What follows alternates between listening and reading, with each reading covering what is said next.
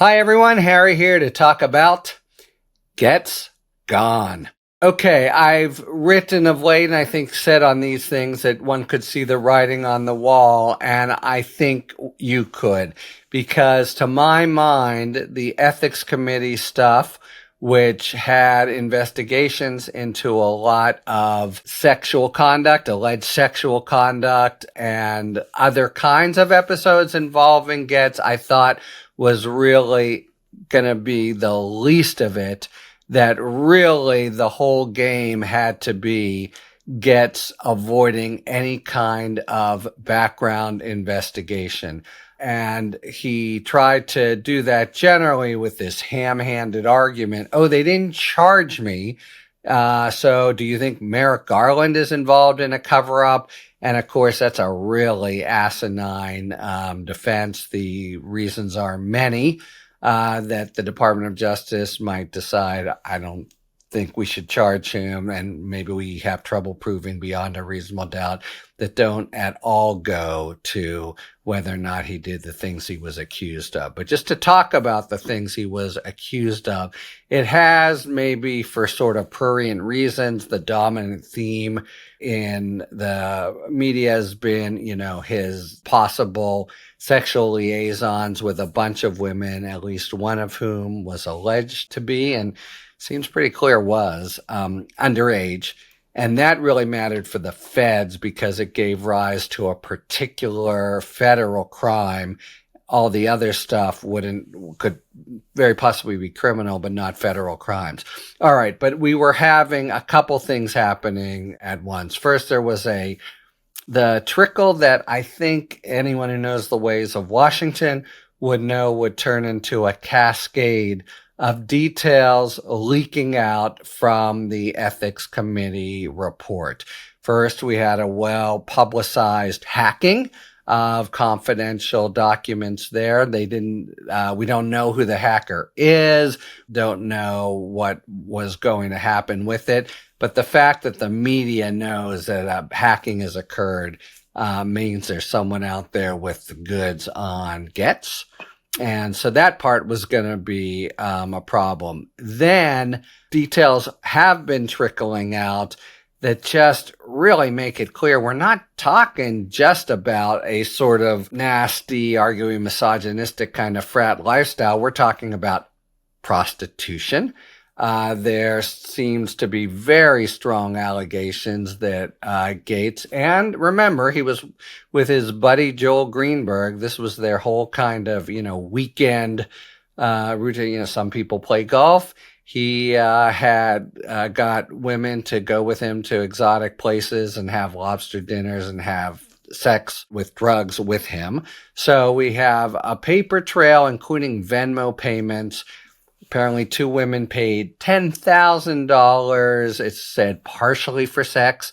So maybe it's also, the big inducement for them on this website, we're told, and the feds had developed, was basically these fun trips with a congressman and the great dinners and whatever, and then they, would have sex after. So that's one big thing that takes it into a whole nother realm. And in fact, Gaetz, along with his series of categorical denials, had made this big thing of, I never paid for sex with a woman. I think he said I paid for it. I don't think that he was leaving open the possibility of having paid for it with someone else, but he, was really emphatic that he hadn't done that. So, if there were credible evidence on the other side, he made his bed by these really categorical denials that I think people within the administration understood were lies and were going to, be impossible to defend. All right, but I talked about prostitution and then the drugs. We do, we see this as a kind of a tag along, but I've talked about this before and how it plays out at the Department of Justice. Department of Justice has come a long way from its days when, some juvenile drug use could be disqualifying. But it hasn't come so far that Schedule 1 drug use, and little asterisk here, marijuana is Schedule 1, but it's exceptional in many ways. But MDMA, same schedule as heroin, and doing it recently and after you're in law school, that would have been completely disqualifying. We're talking about a guy who could never hope to get a low level, the lowest level career appointment at the DOJ. It's just, completely a remaining bedrock prohibition. Serious drugs repeatedly after law school, when you're a member of the bar, forget about it. And that certainly should be all the more so, and I think it is all the more so with nominees for presidential appointments. So, right, the facts of the Ethics Committee report that we're dribbling out as they involve prostitution, some underage sexual partners, and pretty damn serious drug use recently. This is while in Congress, there'd just be no way to survive, I think, a background investigation unless the Republicans were completely rolled. Notably, J.D. Vance took these trips with Gaetz to the Senate to visit with them, many of whom, by the way, had to add to his problems, Gaetz had trashed.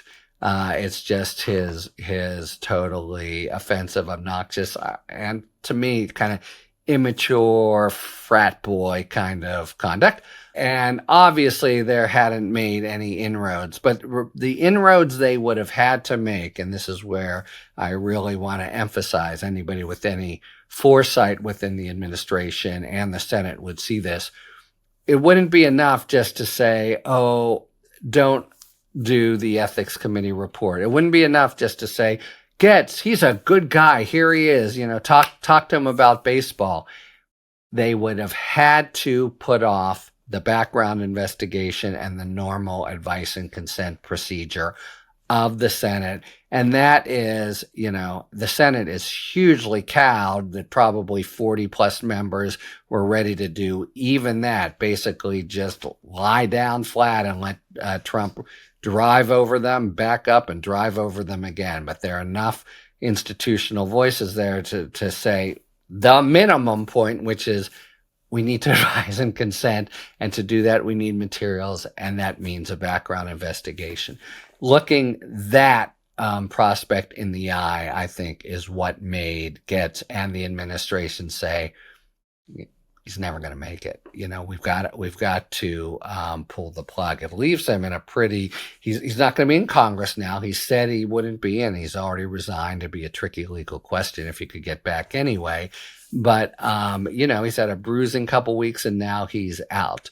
From the point of view of DOJ alums like me and people worried about the department, there's a question whether he is so spectacularly incompetent and nasty about, the whole mission of the DOJ and the like, that the number 2 pick, whoever comes next, would be someone who, in the first instance, would be terribly eyebrow raising, but because of Gaetz playing a kind of sacrificial advance man role here, will seem palatable, at least to the Republicans, but still will do a lot of damage within the department, including possibly the thing that Trump seems to want more dearly than anything else, which is going after, for completely illegitimate political reasons, Jack Smith or people who were involved in both the Mueller investigation, but definitely the Jack Smith special counsel, 2 cases against Trump.